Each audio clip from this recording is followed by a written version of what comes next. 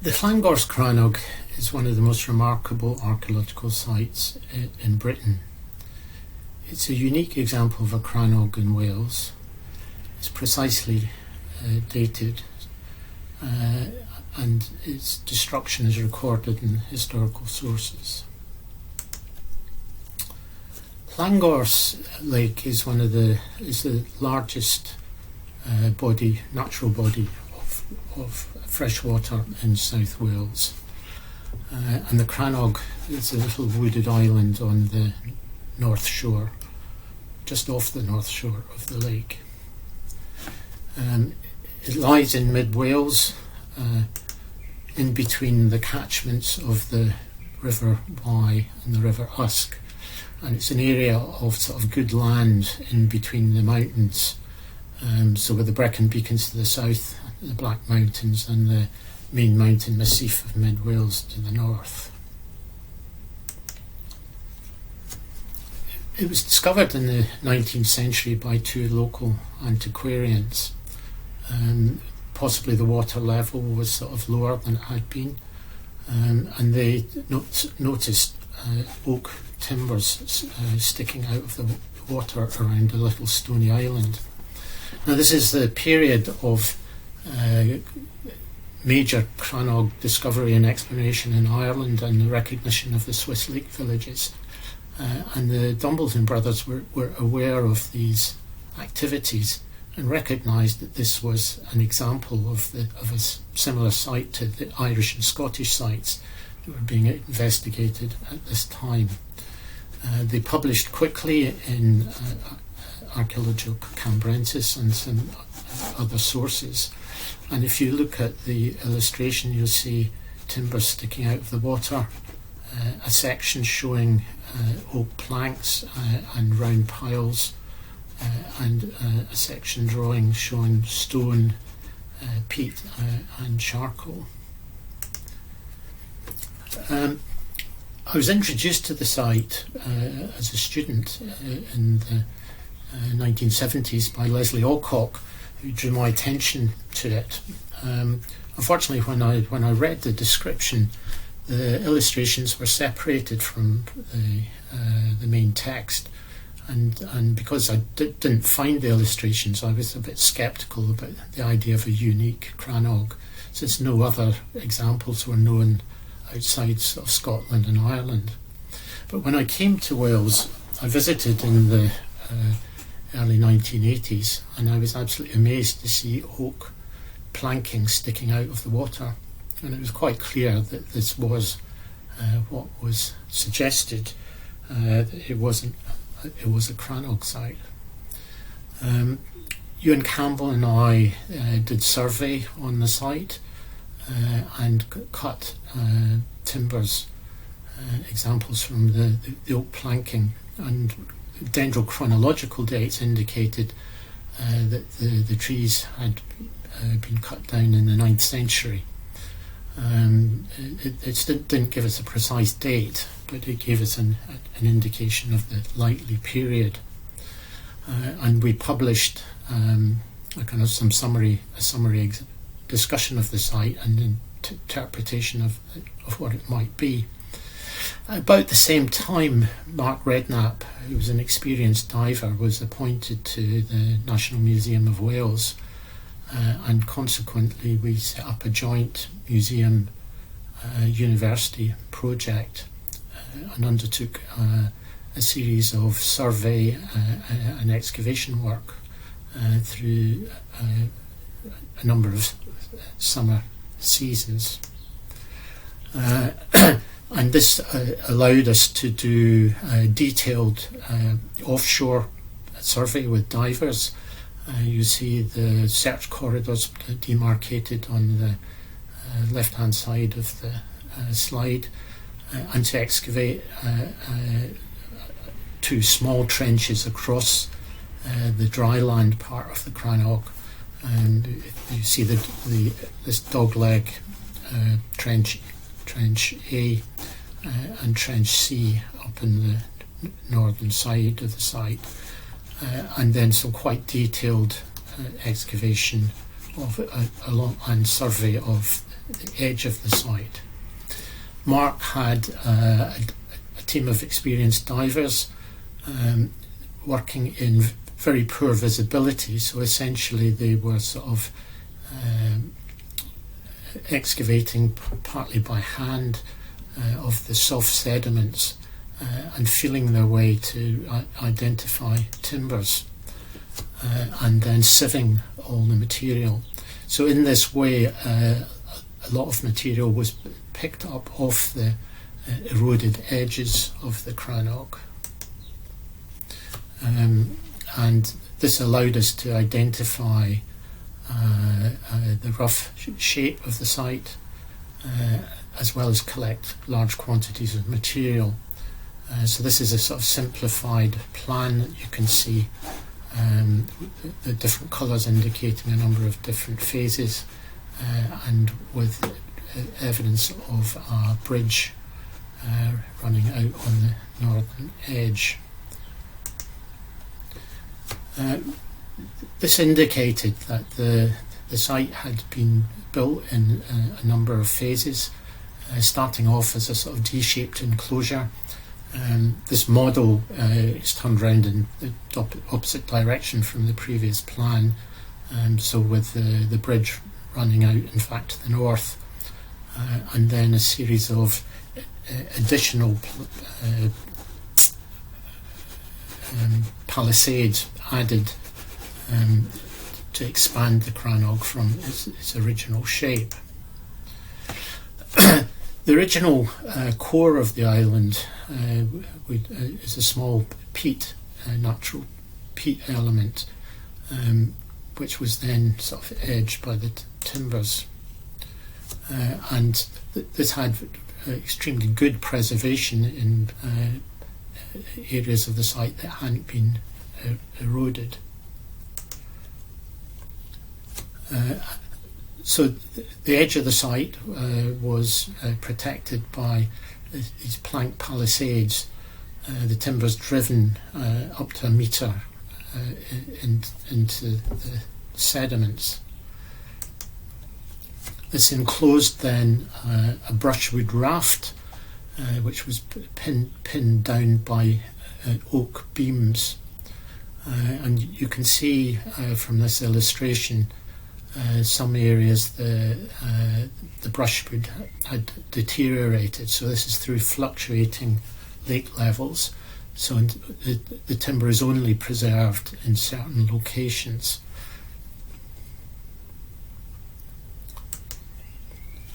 Above the brushwood we've got stone piled, and then we believe there would then have been perhaps turf and some soil on top of the island that was formed.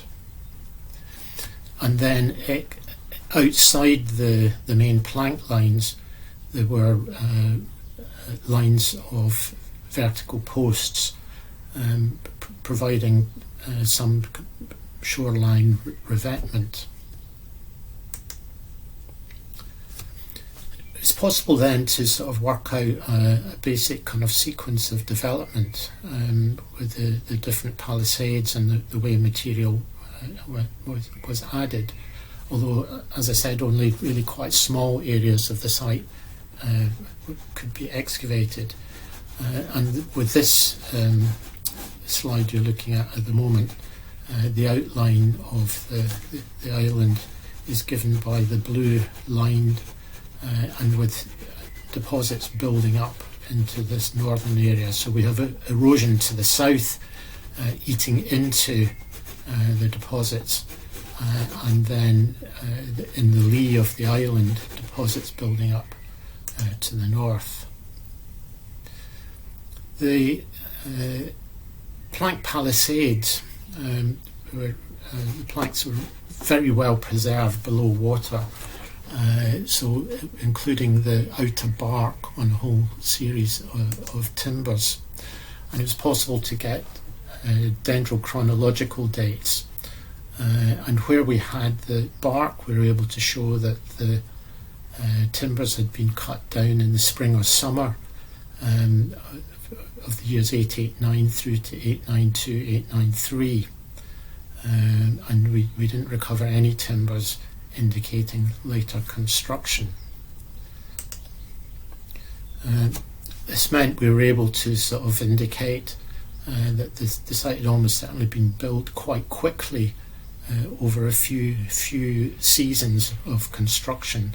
So as I said, starting first of all with the kind of D-shaped enclosure, and then the addition of kind of outer elements.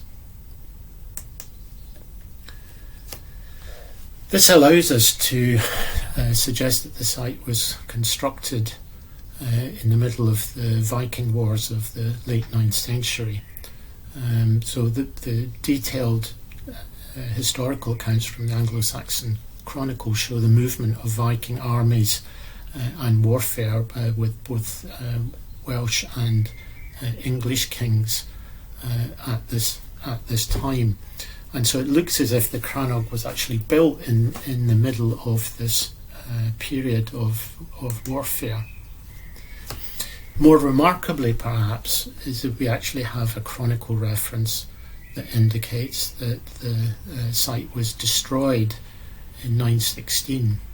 So this is a segment of the chronicle referred to as the Mercian Register, and it tells us that an English cleric, Abbot Egbert, had been killed, and then that 3 days later Ethelfled, who's the Mercian queen, sent an army into Wales, broke down Brecnanmere, and captured the wife of the king with her companions.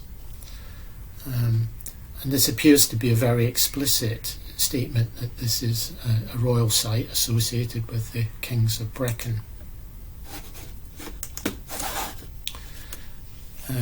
Historical evidence for a royal presence is backed up by the Llandaff Charter evidence that shows there were estates donated by the kings to the church in the immediate vicinity. So the evidence indicates that at Llangorse village there was a monastery where property was given to the church, and it's possible to actually delineate the boundaries. So this is a work by Andy Seaman, identifying the boundaries on the ground on the basis of the charter bounds. The site, however, was produced large quantities of material, much of it from the eroded deposits.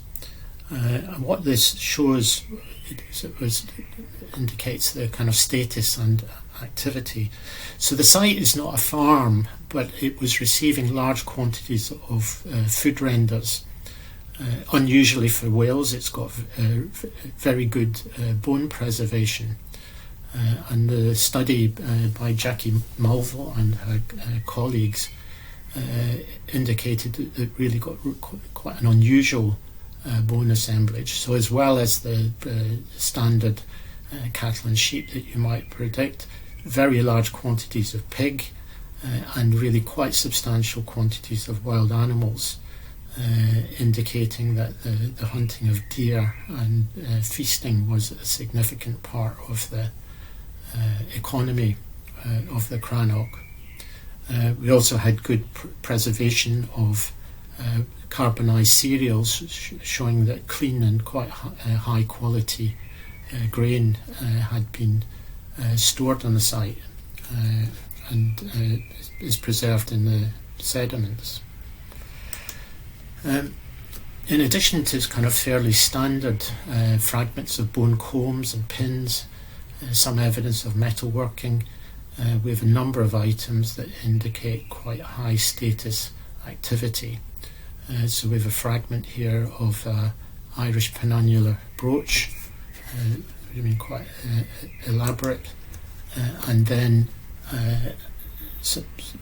fragment of a house shrine, also of Irish origin, So this is a carrying hinge with enamel decoration and of kind of 8th to 9th century date.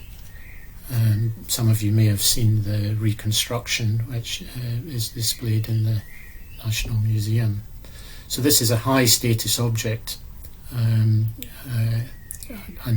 obviously we don't quite know what a fragment of it is doing, whether the whole object was there as a relic and has been looted in the course of the destruction.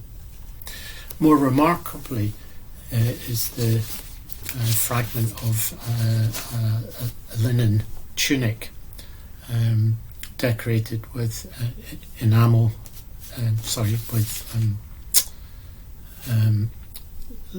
linen and silk embroidery. So this was recovered from the sediments, crushed into a sort of lump, as you can see on top of a piece of wood, but preserving extremely high quality fabric. This took many years of post-excavation analysis to understand it, and just the process of unfolding it and unravelling it, what seems to be fragments of an elaborately decorated tunic with very fine embroidered decoration. So this is little animals and beasts paralleled by silk decorated objects from Europe. So little lions, birds, and some curious images, some of which may be stylized hares.